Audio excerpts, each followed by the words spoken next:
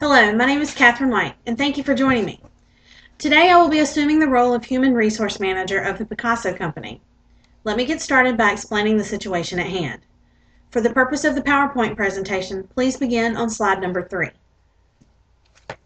The Picasso Company's paint gun factory is run by 3 shifts of machinists that are represented by Lodge 821 of the International Association of Machinists and Aerospace Workers.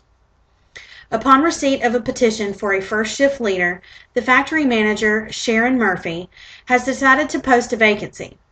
The posting of the vacancy provided 2 candidates, Machinist First Class Robert Elder and Machinist Second Class Mary Younger. Murphy discussed each of the candidates' interviews with Supervisor Rick Hatch, and upon considering his comments and the interviews, Murphy chose Mary Younger for the position based upon her qualifications and skills. Although Murphy did take seniority into consideration, she felt Younger was better qualified for the position. Next slide.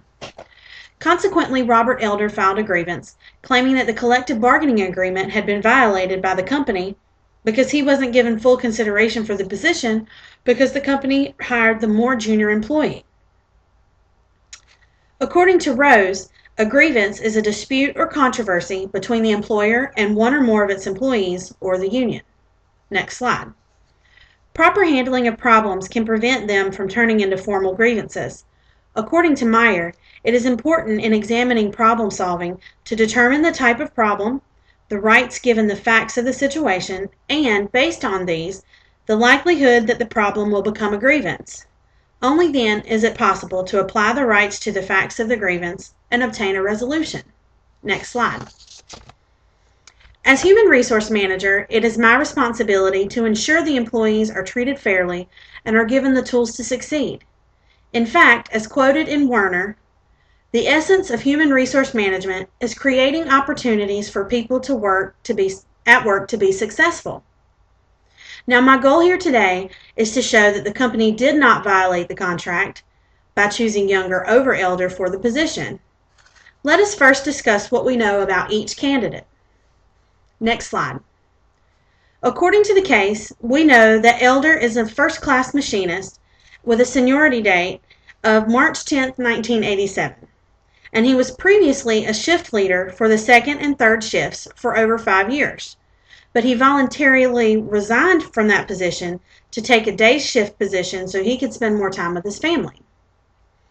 Supervisor Hatch brought to our attention some concerns that surfaced when Elder was third shift leader. Hatch had requested Elder to arrive early so he could discuss the prior shift with the second shift leader. Although Elder was never late, he was never able to arrive early due to being in a carpool. Hatch also mentioned that Elder's initiative was a little lacking, as he would wait to be asked before starting a task.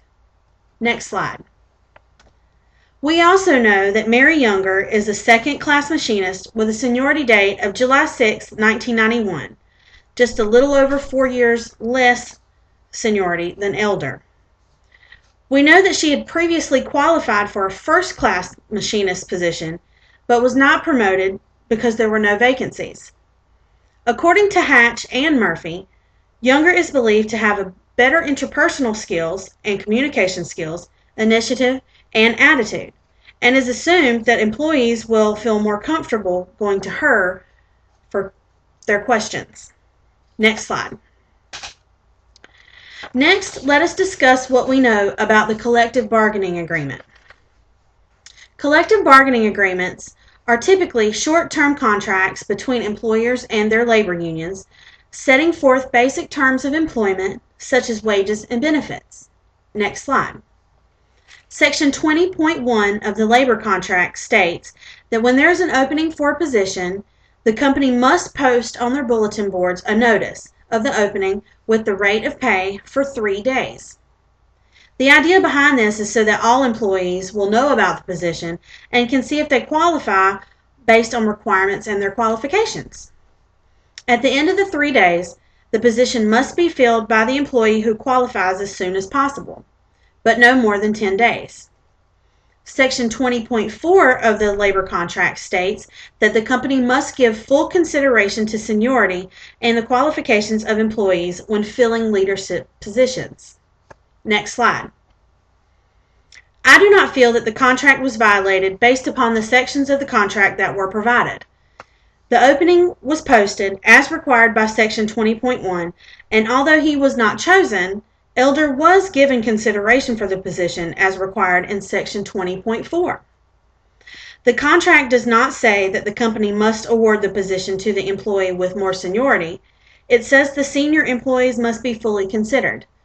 I believe in this case Elder was fully considered, but Younger was simply better qualified based on Elder's prior performance as a leader and the outcome of the interviews. Ave Laumant once said this about union agreements. Collective bargaining seeks no more than to stipulate the terms of individual contracts of employment with respect to the exchange of what shall be regarded as fair equivalence. In this case, I'm afraid Mr. Elder has no argument. Based upon the information provided from the contract, it was in no way violated, and Miss Younger was chosen simply because she was the better candidate for the job. I'd like to thank you for watching. Have a good evening. Please proceed to the next slide for the references. Thank you so much.